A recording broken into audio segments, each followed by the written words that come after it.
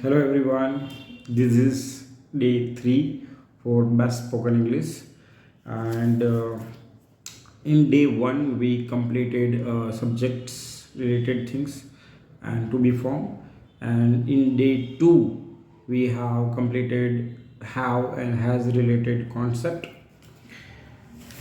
Now in day 3 we are going to discuss regarding head. હેડ આપણે ક્યારે વાપરી શકાય? બેઝિક ઇંગ્લિશનું હેડ જે છે, ટેન્સનું નહીં. હું તમને એક ચોખવટ કરું છું કે બેઝિક ઇંગ્લિશમાં જે હેડ વપરાય છે એ ક્યારે વાપરી શકાય, અને પર્ટિક્યુલરલી એ જે હેડ છે એ કઈ રીતે વાપરવું, કઈ રીતનો એનો ઉપયોગ છે, બધું ડિટેલમાં શીખીએ. તો હેડ એટલે યાદ રાખો, જેમ હેવ અને હેઝ એટલે આપણી પાસે જે વસ્તુ હોય એમાં હેવ અને હેઝ લાગુ પડતું હતું. હવે હેડ એટલે જે વસ્તુ આપણા પાસે હતું, રાઈટ? હતું, હતી, હતો, બધું લાગુ પડે. તો હેડ એટલે જે વસ્તુ આપણા પાસે હતું, હવે આપણા પાસે નહીં, તેના માટે હેડ વપરાય છે. અને હેડ એ પાસ્ટ ફોર્મ છે. પાસ્ટ ફોર્મ હેવ અને હેઝનો પાસ્ટ ફોર્મ છે. બીજારો કહું છું, હેવ અને હેઝનું ભૂતકાળનું રૂપ હેડ છે, જેને પાસ્ટ ફોર્મ બી કહેવાય છે. તો યાદ રાખો, બરાબર છે કે હેડ પાસ્ટ ફોર્મ છે તો પાસ્ટના કીવર્ડ્સ લાગુ પડશે.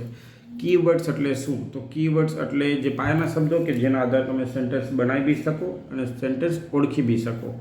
તો પહેલો જે કીવર્ડ્સ છે જે હેડ માટે લાગુ પડે છે એ છે યસ્ટરડે. યસ્ટરડે એટલે ગઈકાલે આપેલું. બીજું, ગઈકાલના ગઈકાલ, એને શું કહેવાય છે? તો એને ઇંગ્લિશમાં કહેવાય છે ધ ડે બિફોર યસ્ટરડે. શું કહેવાય છે? The day before yesterday. હવે ગયા અઠવાડિયે એવું કેવું હોય તો લાસ્ટ વીક. ગયા અઠવાડિયે એમ કેવું હોય તો લાસ્ટ વીક. ગયા મહિને તો લાસ્ટ મંથ.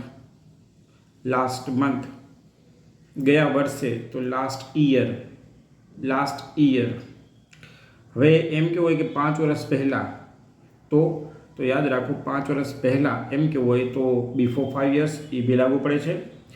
5 યર્સ અગો એ બી લાગુ પડે છે. 5 યર્સ બેક એ બી લાગુ પડે છે. આ ત્રણમાં તમે કોઈ બી વાપરી શકો છો.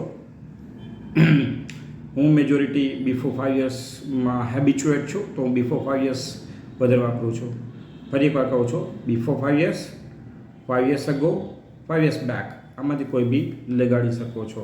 હવે દાખલા તરીકે સમજી લો કે એક સેન્ટેન્સ હું કહું કે રાહુલ પાસે 10 વર્ષ પહેલાં મોટો બંગલો હતો.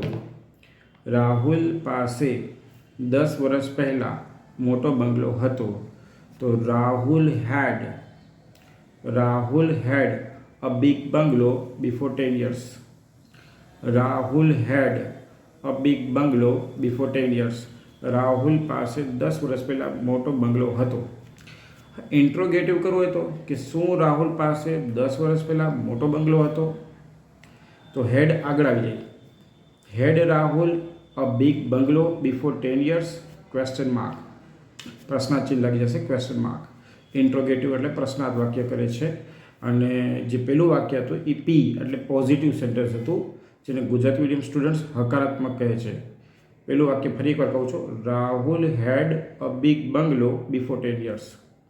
પછી આપણે પ્રશ્નાર્થમાં ફેરવવું હોય તો હેડ આગળ આવી જાય. Had Rahul a big bungalow before 10 years? ચલો, રાહુલ પાસે 10 વર્ષ પહેલાં મોટો બંગલો નહોતો. Rahul had not a big bungalow before 10 years. Rahul had not a big bungalow before 10 years. તો આ એક સેન્ટેન્સ આખું કહેવાય પોઝિટિવ, ઇન્ટ્રોગેટિવ, નેગેટિવ. હવે આપણે બીજું જે જઈ છે, બરાબર છે, એ જરા જોઈ લો. બીજું એમ કહું કે નીતા પાસે ગયા અઠવાડિયે ઘણી બધી વાર્તાની ચોપડીઓ હતી.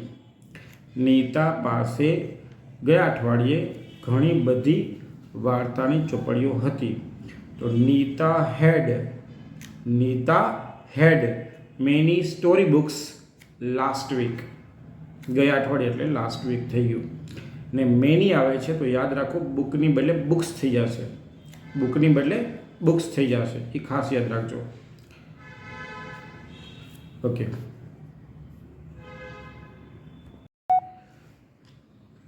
તો આપણે બે પર્ટિક્યુલરલી એક્ઝામ્પલ ડિસ્કસ કર્યા. હવે ત્રીજું એક્ઝામ્પલ કહું છું કે કાજલને ગઈ સાલ બહુ બધી બેનપણીઓ હતી. કાજલને ગઈ સાલ બહુ બધી બેનપણીઓ હતી. તો Kajal had many friends last year. Kajal had many friends last year. હવે ઇન્ટ્રોગેટિવ કરવું હોય તો શું કરવાનું છે? હેડ આગળ લઈ જવાનું છે. હેડ આગળ લઈ જવાનું છે કે had Kajal many friends last year question mark. Had Kajal many friends last year question mark. ચલો નથી તો Kajal had not. Kajal had not many friends last year. Kajal had not many friends last year. આ ખાસ યાદ રાખજો. પછી હું એમ કહું કે હસમુખ પાસે 6 મહિના પહેલાં એક એક્ટિવા હતું. હસમુખ પાસે 6 મહિના પહેલાં એક એક્ટિવા હતું. તો હસમુખ હેડ એન એક્ટિવા. એક એક્ટિવા હોય તો એન એક્ટિવા જ આવશે, એ ખાસ યાદ રાખજો. ફરી, હસમુખ હેડ N Activa before 6 months. Hasmukh હેડ એન એક્ટિવા બિફોર 6 months. એટલે કે 6 મહિના પહેલાં હસમુખ પાસે એક એક્ટિવા હતું. શું હસમુખ પાસે 6 મહિના પહેલાં એક એક્ટિવા હતું?